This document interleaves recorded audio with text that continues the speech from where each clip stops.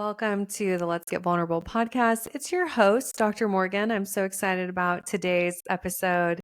This is going to be really powerful for you if you have been struggling with your routines in the beginning of the year.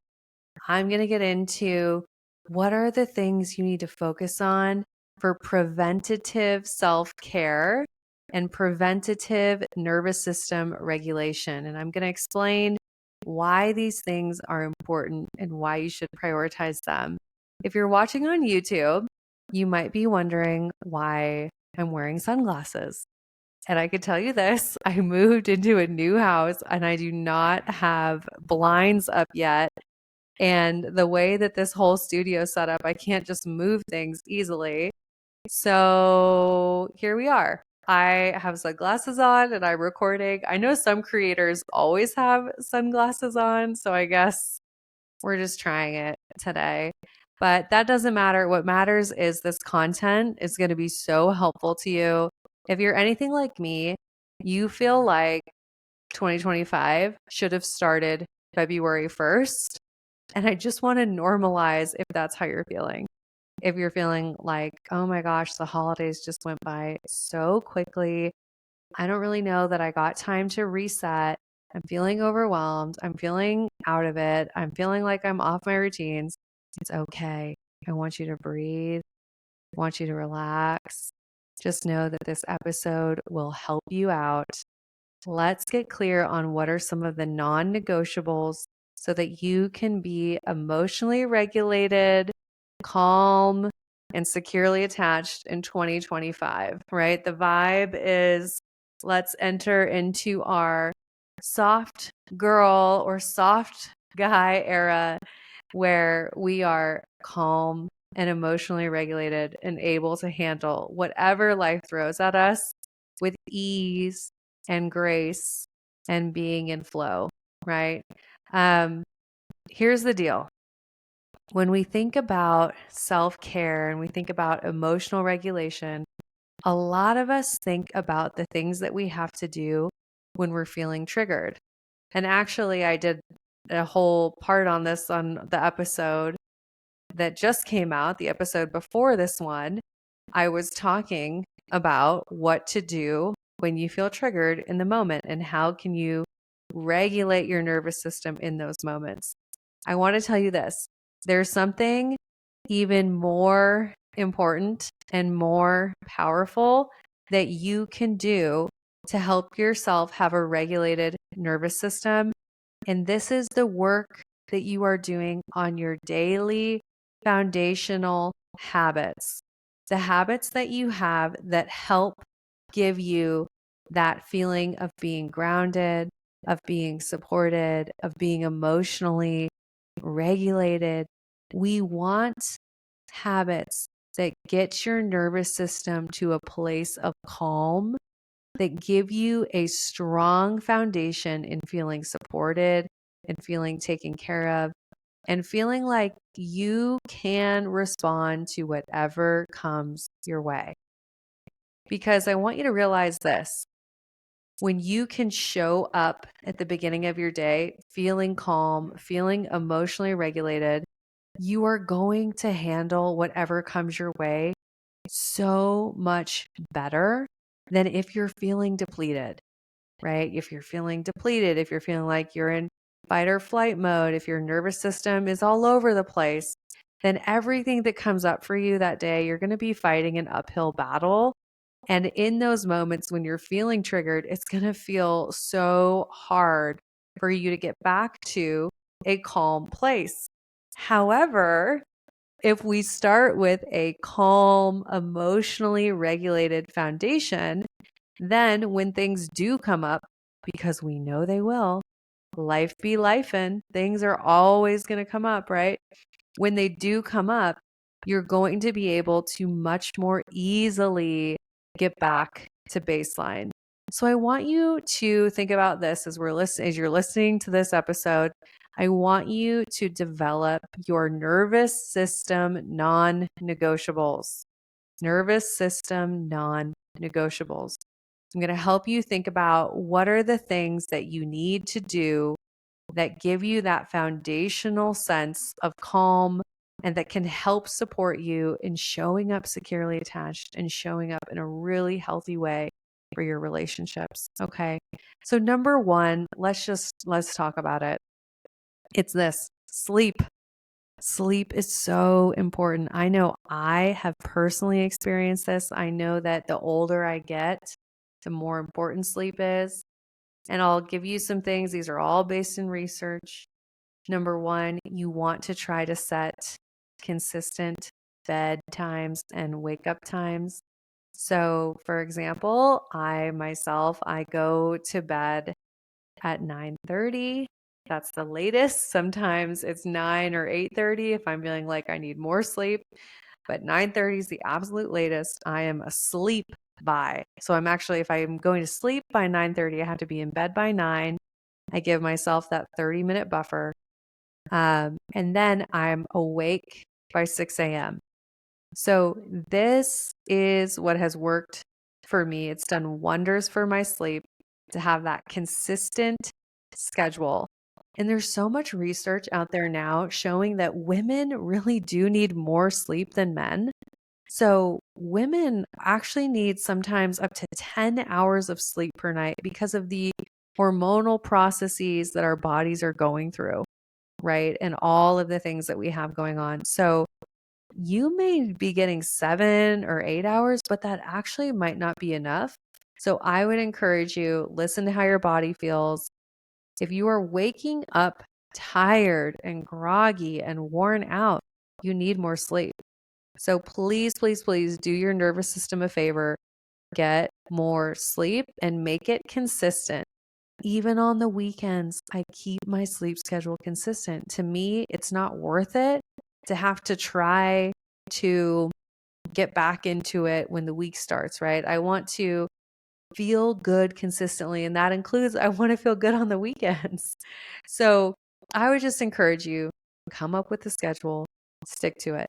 Now, am I 100% perfect? Absolutely not. There's times where my sleep schedule gets off, but then I simply do my best to get back to it as soon as possible. Okay, number two, I want you to think about what are the things that light you up. This doesn't get talked about enough.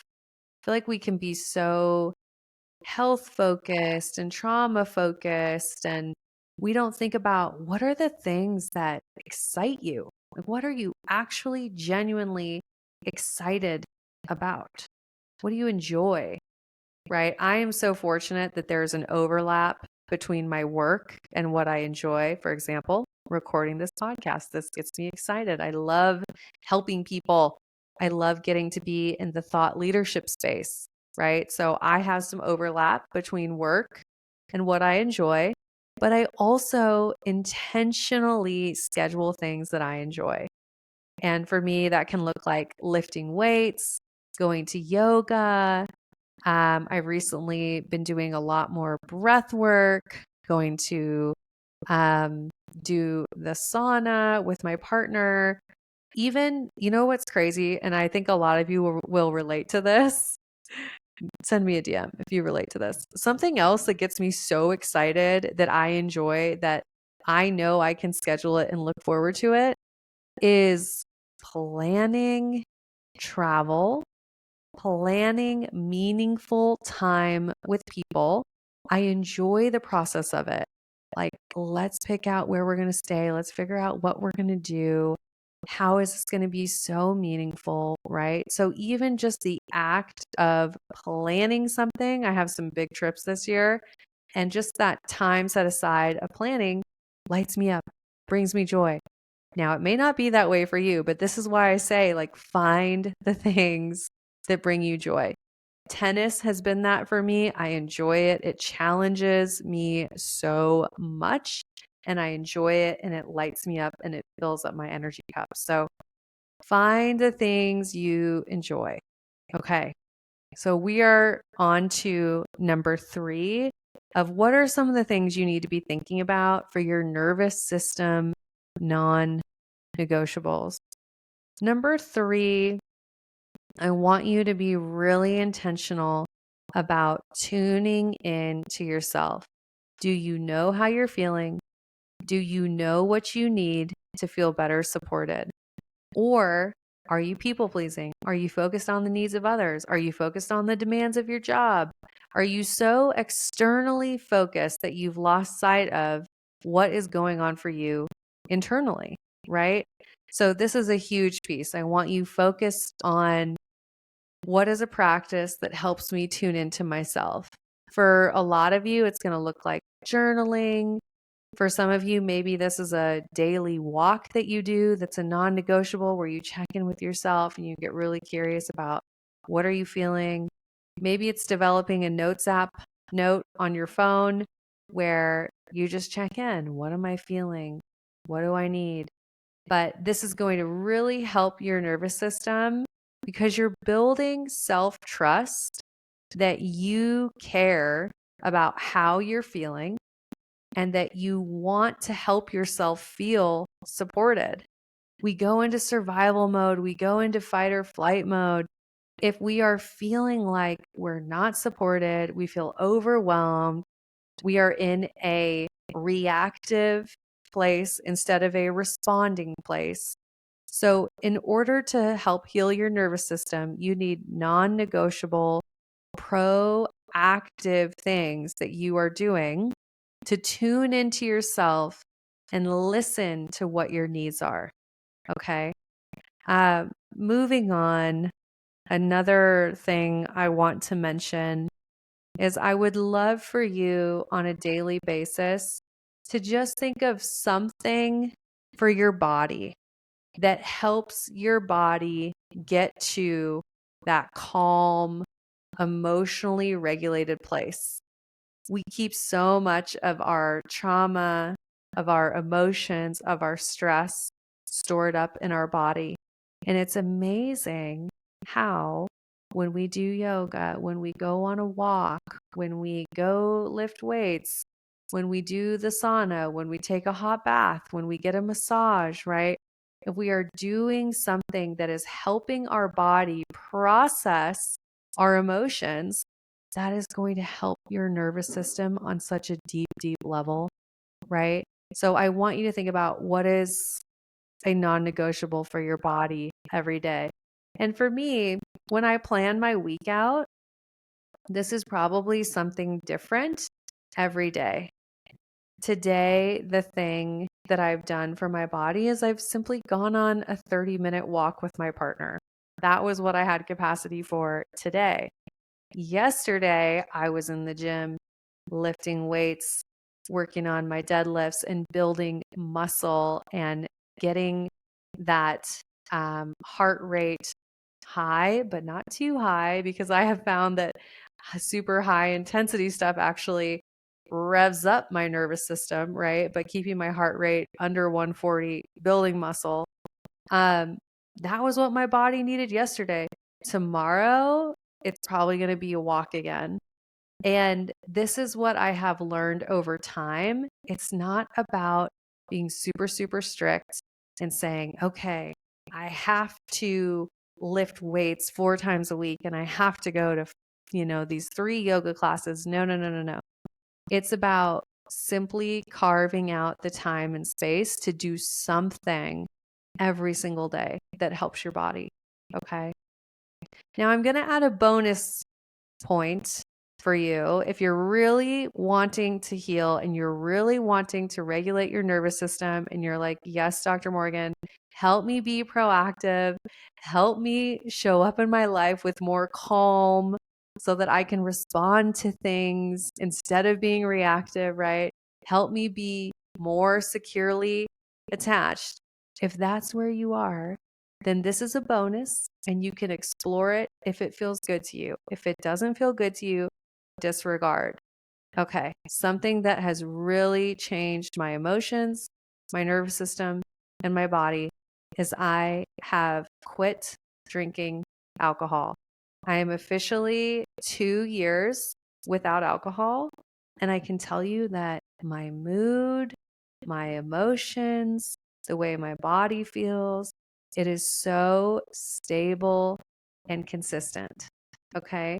So I would encourage you, if you've been struggling with your energy or with feeling like your mood's all over the place, or feeling like you're reactive and unpredictable in how you respond, I want to encourage you, see what happens if you go without alcohol. Do it as an experiment. See how your body responds. This is obviously a personal choice, but I think at some point in my healing journey, I just realized that my health, my nervous system, my ability to show up how I wanted to show up in my relationships, that was so much more important than drinking or, feeling that buzzed or drunk feeling. I just did not value that feeling. I instead valued feeling good in my body, having energy, not being hungover, right? A big part of why I gave up drinking is actually this podcast. Think about it. I put out 2 episodes every single week, and I'm currently working on getting to 3 episodes per week. I have to feel my best and feel really, really good to be able to show up for you guys, to show up for this show, to show up as my highest and best self. And if I'm drinking, I can't show up how I want to. So I think the evolution for me was having things that I cared about more, right? It wasn't about taking something away. It was about, I have things that matter so much to me that I'm not going to let alcohol get in the way. And one of those things was having a regulated nervous system, having a stable mood, and being able to respond to people in my life with intention instead of reactivity, right? So I hope you enjoyed this episode. I hope these tips gave you something to think about. What are you going to do differently? What are your nervous system non-negotiables? If you're anything like me, in order to make this work, you are going to have to put this in your calendar. You're going to have to schedule out your ideal morning routines and evening routines and come up with simple adjustments that are going to make a huge difference. Because what you don't realize is it's the compounding effect, right? It's these little things that you do differently that repeated over time lead to you being an entirely different person. So even if it takes time, even if, by week 2 or 3, you're not really feeling that different, keep going. It's a compounding effect, right? It adds up over time. So I hope you take the time to do this. Send me a DM on Instagram at Dr. Morgan Coaching. You can screenshot this episode and tell me what are your nervous system non-negotiables. Start small. Start with 1 to 2 things. You don't have to do this entire list. Make it so that you can stick to it. Make it sustainable. And I know that you are going to be so grateful. Your future self will thank you. And just remember, you're so worthy of prioritizing doing this work, okay? All right, I'm sending you so much love. And of course, as always, I'm wishing you high self-worth and great relationships. I'll talk to you soon.